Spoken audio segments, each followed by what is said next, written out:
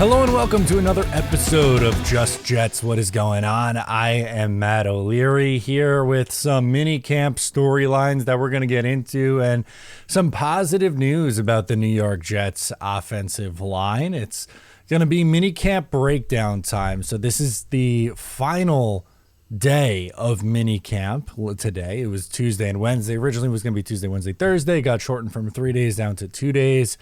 And we have some storylines to get into. First and foremost, I know it's been discussed at length for the last week or so, at least with Hassan Reddick, but the Aaron Rodgers one was new as of yesterday, and I know that it was talked about really a ton yesterday. I get it. We feel like we beat that one to death, but that's the big story from minicamp is Hassan Reddick and Aaron Rodgers. Both are the only two Jets who are unexcused absences, and for Hassan Reddick, very different reason behind it than Aaron Rodgers. Reddick very clearly wants a new contract. And there was Connor Hughes reports that the New York Jets and Hassan Reddick were on the same page. They were going to let this year play out. If he played well, extend him. If not, have it a rental and then have him go. Something has changed since then. So the Jets or Reddick, one of them is going to have to budge. And we're kind of waiting to see who that's going to be. I don't know if I'm going to hit the stamp and say, or the emergency button and say that it's a major issue and that I'm concerned about the Hassan Reddick holdout. And I'll call it that for now because it's mandatory. He should be there today.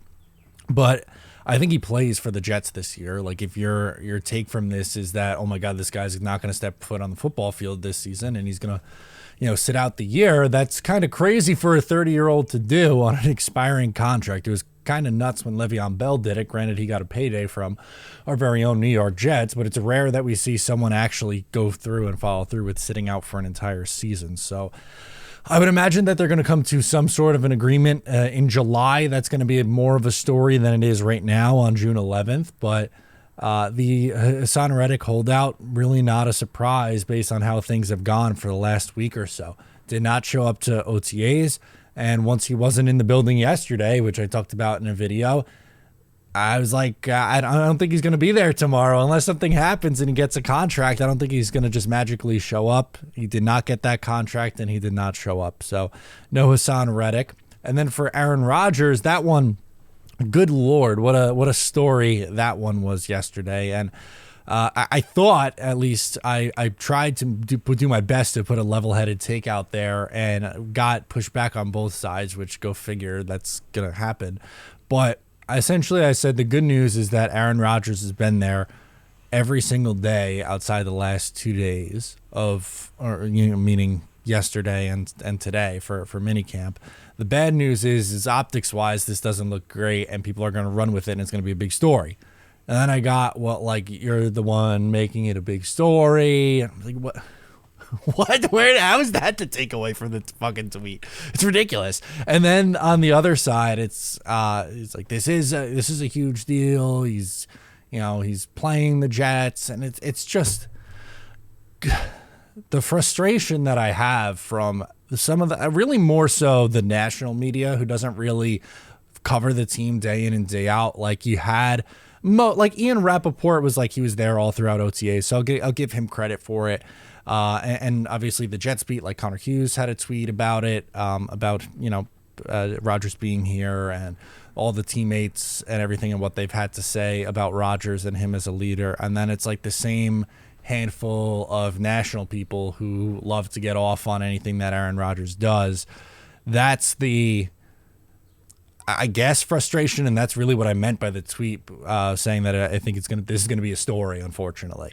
And it was, and it is still a story. And, as of recording this, subject to change potentially, we don't know the reason why Aaron Rodgers wasn't there. It was, the quote from Robert Saleh was a personal matter that's important to him, and they've known about this for a long time. And he was in the building yesterday for the physical, or 2 days ago, for the physical and the media day. So again, that's going to be a big story. It's going to be talked about a lot. Would I prefer him to be there and not have to deal with this? Yes, that is my preference. Am I going to sit here and tell you it's the worst thing in the world and it shows that the Jets are going to be an absolute dumpster fire? No, that's lunacy if that's the takeaway from this, because of two June practices not in pads is going to be the reason why the New York Jets aren't good this year.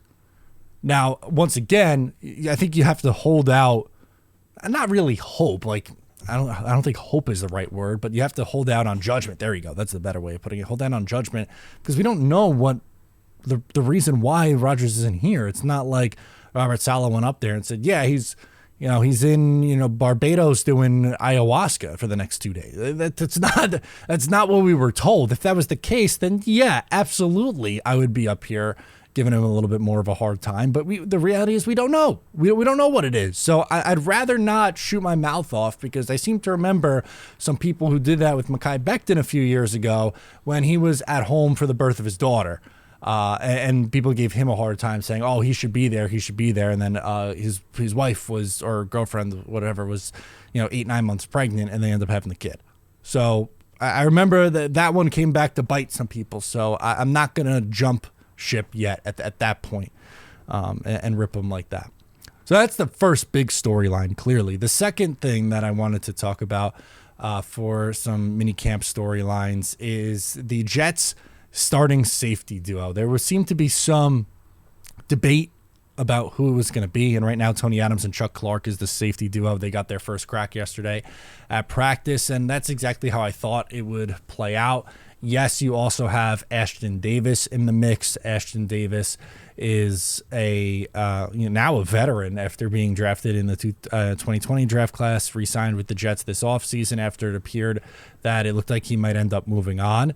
I don't think he ends up being the starter unless there's some sort of injury to Chuck Clark. But as we've talked about in the last couple of weeks here, the New York Jets really like Chuck Clark. They are very high on him, and as they should. He's the best safety that they've rostered in the last few years, assuming health. If he's healthy and anywhere close to what he was in Baltimore, that's an upgrade over what the Jets were running out there the last couple of years at the safety spot. So I'm excited for him to be out there, and I'm looking forward to see what Tony Adams can do this upcoming season and how they view him going forward. The next thing is the young running backs, the rookie running backs. Braylon Allen and Isaiah Davis have, I think, both had good mini camps and OTAs so far. For Braylon Allen, we talked a ton about him during OTAs and how he was such a surprise, with how well he moved as a receiver and his vision and all these things and how strong he's looked. And he deserves all the praise in the world. But I think, Isaiah Davis, while he's gotten a lot of run with no Breece Hall, has been slightly under the radar because, even going back to the draft, Braylon Allen was the bigger name, and Braylon Allen made the bigger immediate splash during OTAs. But I think we got to call out Isaiah Davis as well for having a strong showing, and for two young players new in the system, coming in and stylistically a little bit different than what the Jets used at the running back spot the last few years with guys like Isaiah Davis, Michael Carter, and Ty Johnson. They went from smaller speed backs to these two bruisers, and they've shown out so far. They've looked good. Again, that's not saying they're going to go out and win Rookie of the Year. They're not. They're going to have a limited role this year. But if they can get some value out of these, day three swings at the running back position, that's a really good thing for Joe Douglas and for this New York Jets football team. The second thing that I wanted to get into today before we go into voicemails is some very positive offensive line news. So 3/5 of the New York Jets starting offensive line practiced yesterday with Tyron Smith, John Simpson, and Joe Tippmann. It was the right side of the line that did not practice with Elijah Vera-Tucker and Morgan Moses. But the good news there is that both of those guys are going to be ready for the start of training camp, which is something the Jets have not had the luxury of over the past couple of years. They haven't had their offensive line stay healthy through training camp in the preseason, and they haven't worked and practiced together and gelled. And chemistry is really important on an offensive line because it's a unit of 5. Yes, there's 5 individuals on it, but they have to work in sync and they have to know what each other is doing. And there's been so much turnover on the offensive line over the years with this Jets team, and they've used and ran through so many different offensive linemen. They haven't had that consistency, and that's kind of what I'm hoping for here, is that you finally get some consistency and them get to work together. Now, granted, Morgan Moses and Tyron Smith, I'm not saying they're going to practice every single day in July and August. That's unrealistic, and you don't want to burn your two 33-year-old tackles out. But you have a guy like Olu Fashanu who you feel a lot more comfortable in as your first guy off the bench if need be, and he's going to get a lot of run with the number ones in training camp in the preseason too, which is a plus. He needs the reps. He needs to get acclimated as a rookie to the NFL level, and I'm really excited for him, as you all should be, as we all should be as Jet fans, because I think he projects to be a very strong player at the next level. Joe Tippmann had a good practice yesterday. He's going into his second season and showed signs of being a good player in year one. It's consistency and health for him, I think, that he has to do to take the next step. And Aaron Rodgers spoke very highly of him this offseason, and I just, for me, I just want to see him continue to grow. And if that's the case, with you had the three, the left side and the center practicing and working together, then add in Elijah Vera Tucker and Morgan Moses, and suddenly you have yourself a functioning offensive line for a change. Because that's the difference. Everyone wants to have the best offensive line in football. That's the goal. But the Jets didn't even have like a passable offensive line the last few years. They were abysmal. The Jets just can't be abysmal this year. If they're even like league average on the offensive line, I think that's a massive step in the right direction for this team. And that's, I think, where they hang around, is somewhere in the top half of the league. They have the ceiling, and it's going to depend on, the health of Morgan Moses and Tyron Smith, and I guess even to an extent AVT coming back. But the floor, there we go. The floor even feels raised, where if things start to go wrong, you have pieces to plug in where you can get by and even just be a serviceable offensive line. Serviceable is not the bar. Obviously, you want a higher ceiling or a higher expectation than that, but I think it's a good start looking at where this line is, and getting the positive news yesterday about Elijah Vera Tucker and Morgan Moses, and then also just seeing your guys out there practicing and gelling together is a good thing. That should be looked at as a positive for this New York Jets football team, at least I think. All right, let's get into your voicemails for today. We start off with our guy Max from New Jersey. Wants to talk about Hassan Reddick and his holdout. Hi, this is Max Toys from Holden, New Jersey, and here's my thoughts on the Hassan Reddick holdout. So, report has been that Hassan Reddick's been holding out of OTAs for the Jets, and everyone, a lot of fans overreacting. Here's my opinion on it. I'm not overreacting to all of these holding out. I mean, OTAs are very optional, and I've been a sports athlete for years. I've done track, and I get it. A lot of these people are overreacting. They've never played sports in their life. They've never been on a high school team. Off season, most people I don't think. Most people in the off season just they don't really focus a lot, and we have more focus on their in season and prep before season. But in my opinion, a lot of fans are complaining about it. You're an OTA, they're completely optional. I would be worried if it was during training camp, but OTAs have been always optional for players, so I wouldn't be worried about Hassan Reddick getting new money for the limited. I get different fans saying limited reps. He's an edge rusher. He can get reps in training camp. What's your thoughts on this? And go, Jack. I do think it's it's something that's on my radar. I'm not going to sit up here today and tell you that it's this massive issue, but it is on my radar. I think it's something that they're going to have to look at. It's a bigger problem when you get to July and training camp. Now, the mini camp is mandatory, which is, what's going on now, on Tuesday or Tuesday of this week and Wednesday today, which was mandatory to be at, and he's going to be fined because he's not there. Once you start getting into July and missing training camp practices and missing the padded practices, that's when it becomes a much bigger issue. Right now is not a huge issue. Again, I've seen people who are get this guy out of here, trade him, and it's this is just a lot. It really is a lot. It's not to say that you can't be disappointed and you're not allowed to be frustrated with the situation. Of course you are, but I agree with Max and your point by saying there's been some overreaction. I do think that's that's a fair diagnosis of the situation that we've seen so far with the New York Jets fans and Hassan Reddick. And the only way that gets evened out is if and when he shows up. I do think he shows up because I don't think it would be wise for him to just just sit out the season and call it from there. Rob is up next from Smithtown, Long Island, wants to talk about Stroud running his mouth, which is something we talked about in last week's show. My name's Rob DeMarco. I'm from Smithtown, New York. My question is, why would this guy, Stroud from the Texans, even run his mouth? It's your first year, second year in the league. You don't have a championship. You don't have a ring. Shut your mouth. No one cares. Aaron Rodgers is by far a better quarterback than half the quarterbacks that were in the NFL. He's still playing, so tips to him. And as far as him being compared to Eli Manning, dude, Eli Manning had a lucky catch, received a lucky catch in his helmet. He didn't make that catch, then we're going to the Super Bowl. So let's be real. Who cares? We got Aaron Rodgers. We're going to win the Super Bowl. Let's go Jets. Let's not talk these nonsense anymore. Matt O'Leary, you're a great YouTuber. I love your content. Thank you.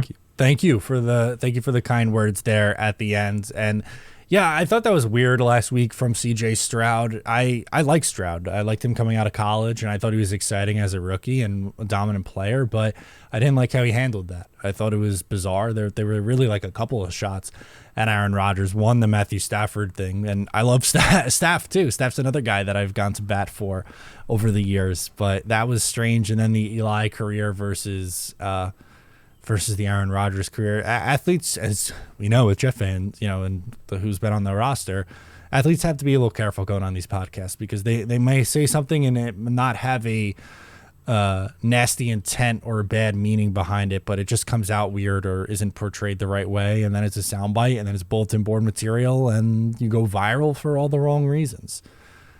I don't think that was what CJ Stroud intended, but that's what ended up happening here. So obviously not an ideal situation for him and the Houston Texans. But I guess a positive, it makes that Halloween game on Thursday Night Football a little bit more interesting. PG's from Long Island. He's calling in about Izzy Abanikanda. Hello, Matt O'Leary. PG from Long Island here. How are you? A couple things. First thing, I want to talk extensively about Zach Wilson. Oh, no. No, I'm only kidding. I'm with you. I wish the kid no ill will, but let's move on as Jet fans. Second thing I want to say is a couple of years ago, I met a customer of mine from Memphis, and we met in Nashville for a Jets game. And that is a great place to see a game. It's the Music City, great bars and restaurants. The stadium is downtown Nashville, so my hotel was 10 minutes walking distance from the stadium. I think we took a 3-minute cab ride. Nice. I'm thinking of going this year. I'm probably 50-50. I know you're not going, but my point is this. Jet fans out there, if you're looking for an away venue, that's one to consider because it really is a blast. Third thing I want to talk about is Izzy Abanikanda. Obviously, he, still early, as you said, but he's going to have trouble making the roster. If he does, he's probably going to be, RB4. And the thing is, I was excited about the pick last year. And I forget what your take was on it, to be honest. I do think I remember that he was expected to go a little earlier. So fans were kind of excited we were able to get him where we did. But the point is, you never know how these guys are going to turn out. And we've got these two running backs. I think, Allen Davis, I think they both have great potential, but you never know until you strap that chin strap on and you're going to a regular season game and you're going against some of the best athletes in the world coming at you from the other side.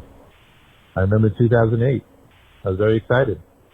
We drafted Vernon Golston. Oof, that was a tough one. Vernon Golston. So my point is, you just don't know. That's why it's such a difficult thing. That's why most draft picks, good defenders don't work out. But anyway, I just want to get your thoughts on that. And as always, Matt O'Leary, go Jets. PG, appreciate you checking in, my friend, as always. Few things here. One, if I were to go to an away game, Nashville would be very, very high up on the list. I think that's a great call out from you. Nashville game, the London game. For me, though, like, I'd want to go there a few days. Like, I'd want to hang out in Nashville. I'd want to go out and see, like, for me personally, like, I'd want to see the Grand Ole Opry, and I'd want to go to, the Jack Daniels distillery and, like, all that stuff. And take in the city and stuff, and then the game, nice weather. That's a really good one to hit. And then for me, like, going overseas. I've never been to Ireland. That's something that I've always wanted to do. Obviously, we know the games in England, but not very far to go from England to Ireland. So could bang out both of those things in one trip, which would be a lot of fun. As for Izzy and just the draft in general, you're right. Sometimes you don't know. I was young. I was 2008. I was 13 when they drafted Vernon Gholston, but I'll never forget going to practices at Hofstra. I miss that very, very much. They had tons of the 56 Vernon Gholston jerseys. That was his number. He came out and you could get, they had that, and the Favre jerseys were out and about on display in the parking lot at Hofstra. And, sometimes you don't know. You don't know. The year before you got Darrelle Revis, and he went to the Hall of Fame. The year after, you draft one of the biggest busts, 6 overall. It's crapshoot. You never know. That's nothing to be ashamed over. A lot of people had Vernon Gholston in their top 10. It wasn't this crazy off the board pick. I was excited when they drafted Sam Darnold and Zach Wilson. Neither of those guys ended up being the answer at quarterback. So, you take your swings, you take your lumps. There's been, picks that I've been excited about that have hit. Garrett Wilson's a great example. I was amped up about that pick. Really love that one. There's, sometimes it works out. Other times not so much. For Izzy, he's got an uphill battle, man. And also getting banged up in minicamp, like, you can't control injuries, and injuries happen. It's just the timing of it is really tough for the kid. I feel for him. He's got an uphill climb, but it's going to be tough. I think it's going to be tough. Let's go to Jake from Jersey calling in. Wants to talk some Quantez Stiggers and DJ Reed. Hey, what's up, Matt? Jake from Jersey. Something I've been thinking about lately is with some of the reports coming out of OTAs and whatnot. I love DJ Reed. Think he's an elite player. But what do you think about Stiggers being his successor at some point? You could still even extend Reed and then, in 2-3 years have Stiggers be that successor. Just based off of, how well he played in the CFL. It seems like he's making a bunch of plays in OTAs. I mean, we'll see, obviously, in the preseason, and then if he gets playing time during the years, a backup CD or whatever. But I can definitely see that happening, man. So let me know what you think. Go Jets. Yeah, I appreciate the call. I think it's a good question, and probably in the Jets' perfect plan, I think he's someone who could take over as DJ Reed. I've said it before on here. I love DJ Reed. I think that's one of, if not maybe Joe Douglas's best free agent signing. He's been a fantastic running mate with Sauce Gardner the last 2 years, heading into his final year of that 3-year deal. And unfortunately, I don't think he ends up getting re-signed with the Jets. Now, I also don't think the Jets should trade him for a draft pick so you don't lose him for nothing before the year, because you're going for it this year. It's an all-in year. You're trying to win a championship. You need DJ Reed on this team. But I think at the end of the year, you're probably going to have to make a choice between DJ Reed and Michael Carter in the slot. And again, I know I've said it before, but just to reiterate, I think I'm choosing Michael Carter, one, because he's a younger player, and two, because slot corners don't make nearly as much as outside corners. Someone's going to pay on the open market DJ Reed to be their number one. He's a top, probably at worst, top 20, but I would say probably a top 15 corner in the NFL, and could be a number one corner on about half the teams in the league. But he plays with Sauce Gardner, who's in my opinion, a top one, but I would say at absolute worst, top 2 corner in the NFL. So you can't, if Sauce is going to make $20 to $25 million on his deal, and you're going to pay 18 to 22 probably for DJ Reed, you're running out of money real quick, where your slot corner, highest paid slot corner, is like 10 or 11 million bucks. So I think that's the route that they end up taking. And for Quantez or Quan, I saw in an interview that he likes to like Quan for short. Okay. For Quan, what I would say is it was a good showing in OTAs. I want to see it in training camp. I want to see that continue, and in the preseason games, because he's going to get a lot of action. And if he continues to make plays and maybe get some run in the regular season, then I think that's a realistic conversation that we could have about him potentially taking over for DJ Reed after the year. Peter from Hudson Valley's next. He wants to focus on special teams. Hey, Matt. What's up, sir? It's Peter from Hudson, beautiful Hudson Valley, calling in this week in late Monday after hearing the news that since today has been Jets Media Day, and looks like 89 players were there, except a certain number 7. Yep. Good reporting again on your part. Thank you. Let us know that he did not try on his new Jets uniform yet, which we're all waiting to see him in. Hopefully that'll be something that is quieted and taken care of pretty quickly. I don't know if it'll be this week with mandatory minicamp, but we're obviously hopeful on that end. One other piece of business that obviously needs to be taken care of, there's only one draft pick, a certain number 17, Malachi Corley, who's unsigned. So let's hope that piece of business also gets taken care of as soon as possible. But the one thing I wanted to talk about was obviously the Jets' more recent additions of Tariq Cohen and now this camp tryout for Jakeem Grant, and the emphasis they're putting on special teams and the returns with the new kickoff rules that are in play just for this season, at least as an experiment. But I feel they'll probably wind up adopting this with the likely success of it this season. And that aspect of the game, obviously we know offense contributes a lot, defense, it's going to make sure, to hold teams down, but you want to make sure that you get that third aspect of special teams pretty set, because it could win them a couple of games. It might turn some things here or there to cause them to have a close game, go in their favor. So it is good to see that the Jets are placing this emphasis by having these guys here. Do you think there's anyone else they really need to look at to put it over the top at this point for special teams or anywhere else? Or not? But I'm glad to see it that they're going to get a full-rounded game of offense, defense, and special teams together for this season to really, really, really go for it. Let's hope the Reddick thing gets worked out and Corley gets signed, and as always, go Jets. There you go. I really appreciate the call, Peter, and great call out, because special teams, I think, is so important in the NFL, and it gets overlooked by a lot of teams, and a lot of fans too overlook it, and I get it. Like offense, quarterbacks, wide receivers, running backs, touchdowns, interceptions, sacks, like is going to get talked about the most, and that's the most exciting things. But honestly, the difference between winning a championship or winning a playoff game and losing a playoff game sometimes could be special teams plays, a bad punt, muffed punt, a kick, big field goal in a big spot, a blocked punt, and it could be anything. But if you have a bad kicker, look at the Bears in, what was that, 2018? They lost the playoff game because they carried a garbage kicker. It happens, unfortunately. It happens. The Jets, the Jets, bad example because they were terrible in 2019, but they lost their first game of the year because they carried a nobody at kicker. Kari Vedvik lasted one game. One game, and they lost because of him. Missed an extra point and a field goal. It really does matter. And as Peter rightfully calls out, the Jets are going for it. They are doing everything they can to make sure they have a good special teams unit. I love that they brought in Tariq Cohen and Jakeem Grant to compete. And I don't have crazy high expectations for either of those two guys.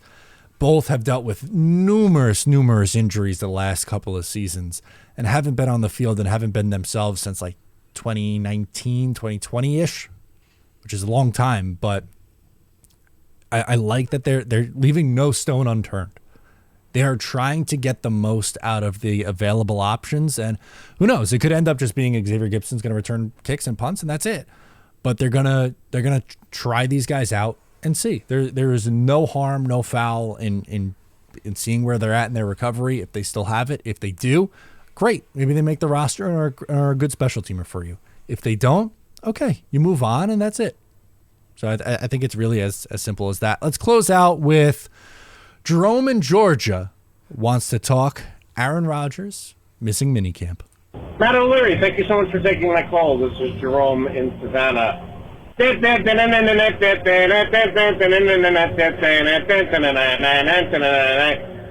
off the tent because the circus is back, baby! Woo! We can never talk about the Jets and actually talk about football. It always has to be something that's not football. Matt, Aaron Rodgers isn't at OTAs or minicamp, wherever the fuck this is. I can never keep track. And I'm sorry, I thought we had to keep the bullshit out of the building. I thought we had to do whatever we possibly could to, focus on winning. Isn't he the one who got up, at that podium and said that shit? Oh. And he's missing it. Why? I bet you this is because, McAfee's having some stupid event, or because he's got to go on some podcast to talk about, vaccines and RFK. I mean, look, it's not going to matter because ultimately he's going to get hurt, and so Tyrod Taylor needs all the reps, needs all the reps he can get anyway, right? But this man is an absurdity. And I feel like Jets Nation has been taken in by this fraud. Look, I will gladly eat all the crow you have for me if this is some sort of family matter that was, of dire importance, okay? But chances are, what do we actually think he's missing this for? He had to go to another fucking doctor's retreat? More important than getting valuable, reps in when you have a very staunch opponent in week 1, okay? 3 months away still. This is some Orwellian nightmare. We are forced to think positively of somebody who does not have the team's best interest at heart and pays lip service to things like hard work when all he really wants is to focus on him. Well, he's got it. And, I mean, what the hell do I know? I'm, Joe Schmo, who's not in the NFL. I'm just a meaningless fan. But, Matt, I'm sorry. You see the inconsistency here, right? You weren't nearly... I'm a little disappointed in you, quite frankly, because you weren't nearly as hard on him as you should have been. For what? I don't know why he wasn't there. Tell me. As always, thank you for taking my call. Come on. I don't know why he wasn't there. I'm not going to get on him. You ran to the assumption that he's going to talk about RFK. If that's what it ends up being, then yeah, I'm going to give him a hard time about it. But we don't know that. There is no way to know that right now. I'm not in the business of shooting my mouth off and looking like a fool based on how things end up playing out. I would rather take my time and say, like I did in the tweet that was taken the wrong way apparently by some, and saying the good news is, which Jerome completely ignores, is that he's been here through the entirety of OTAs and the off season. He has spent a lot of valuable time building the relationships with Malachi Corley and having the Garrett Wilson connection. We're talking about 2 padless practices in early June. They play the 49ers almost 3 months to the day away from now. In a perfect world, would I have liked Aaron Rodgers there? Yes. I would have liked Aaron Rodgers there. You got me. Got me red-handed. Yes, I would have preferred it if Aaron Rodgers is in the building. But do I think that 2 days on June 11th and 12th is going to be the make or break for the New York Jets this season? I don't. I really, really don't. And I'm not. I really try my hardest to call it as I see it. I think something's a good thing, I will say it's a good thing. If I think something's a bad thing, I will say it's a bad thing. If I think a player is playing well, I'll say they're playing well. Or if I think they're not good, I'll say I think they're not a good player. I don't view myself as an optimist Jet fan. I also don't view myself as a pessimist Jet fan. I think I try my damnedest to be realistic. That's my bread and butter. When I made this channel 6 years ago, I wanted to talk sports and give my honest opinions, which is what I've done for the last half a decade. I cannot imagine being that miserable of a fan. I couldn't do it. Why watch? If it's bothering you that much, why even watch? Oh boy, it's going to be a week. It's going to be a time. We'll wait and see why Aaron Rodgers isn't there and isn't in attendance. But that's going to do it for me on this episode of Just Jets, guys. Please make sure to subscribe wherever you get the show. Audio format, leave a rating and a review.